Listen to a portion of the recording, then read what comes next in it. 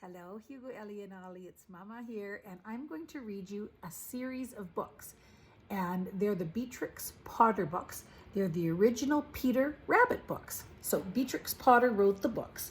And so they're very old books. I'm not sure when they were written, but we got this collection of books when you guys were little. Not when you were little, when Papa was little. And we used to read them to him, but not very often. I think they'll be good books though to read again. I'm just looking to see. So this book was first published in 1902. So this is 2020. So that was 118 years ago. So this is very old. And you know what? The year that it was published was the year that my grandma, my nanny, so my mom's mom, was born. She was born in 1902. So there's a little bit more reading here. Once upon a time, there were 4 little rabbits, and their names were Flopsy, Mopsy, Cottontail, and Peter. They lived with their mother in a sandbank underneath the root of a very big fir tree. There they all are.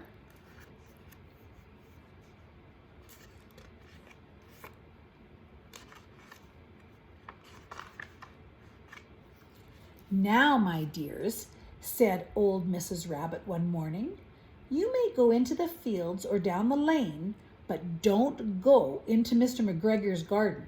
Your father had an accident there, and he was put in a pie by Mrs. McGregor." Yikes. They better listen to their mama. "Now run along and don't get into mischief. I am going out." Then old Mrs. Rabbit took a basket and her umbrella and went through the wood to the baker's.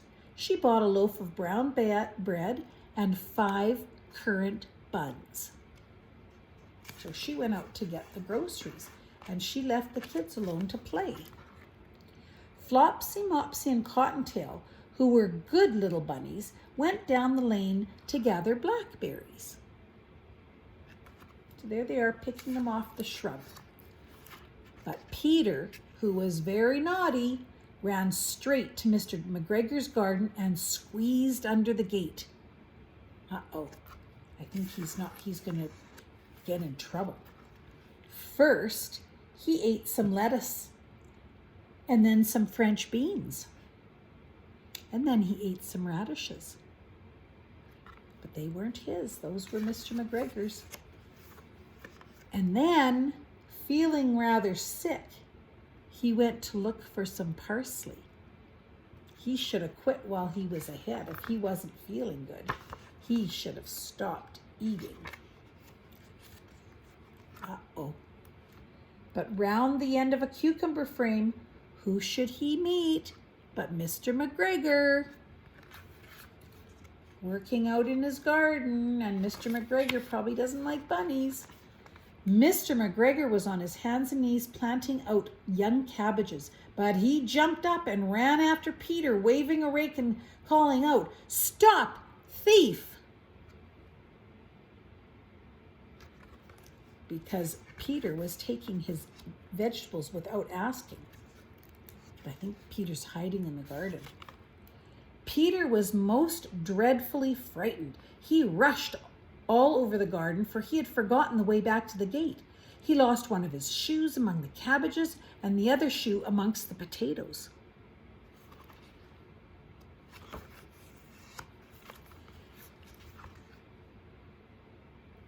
After losing them, he ran on all 4 legs and went faster than he thought he could ever have gotten to get away. If he had not unfortunately run into a gooseberry net and got caught by the large buttons on his jacket. It was a blue jacket with brass buttons, quite new and quite nice. Peter gave himself up for lost and shed big tears, but his sobs were overheard by some friendly sparrows who flew to him in great excitement. And they implored him to exert himself, which means like try harder to get free.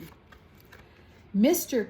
McGregor came up with a sieve, which he intended to pop upon the top of Peter. But Peter wriggled out just in time, but leaving his jacket behind. He rushed into the tool shed and jumped into a can. It would have been a beautiful thing to hide in if it had not had so much water in it. Mr. McGregor was quite sure that Peter was somewhere in the tool shed, perhaps hidden under a flower pot. He began to turn them over carefully, looking under each. Presently, Peter sneezed. Ka-choo!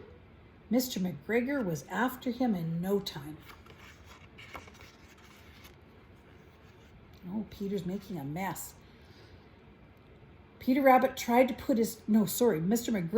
tried to put his foot upon Peter, who jumped out of a window, upsetting 3 plants.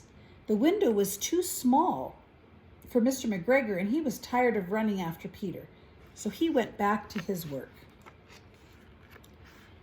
Peter sat down to rest. He was out of breath and trembling with fright, and he had not the least idea which way to go. Also, he was very damp from sitting in that can. After a time, he began to wander about, going lippity-lippity, not very fast, and looking around.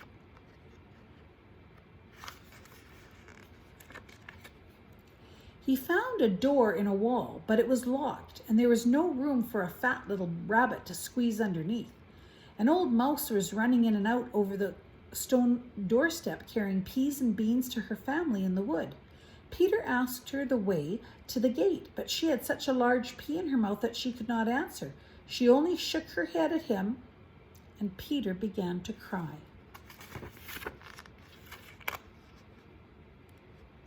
Then he tried to find his way straight across the garden, but he became more and more puzzled. Presently he came to a pond where Mr. McGregor filled his water cans. A white cat was staring at some goldfish. She sat very, very still, but now and then the tip of her tail twitched as if it were alive. Peter thought it best to go away without speaking to her. He had heard about cats from his cousin, little Benjamin Bunny.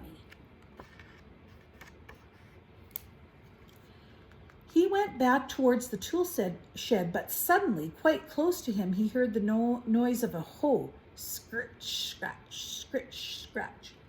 Peter scuttered underneath the bushes, but presently, as nothing happened, he came out and climbed upon a wheelbarrow and peeped over. The first thing he saw was Mr. McGregor hoeing onions. His back was turned towards Peter, and beyond him was the gate.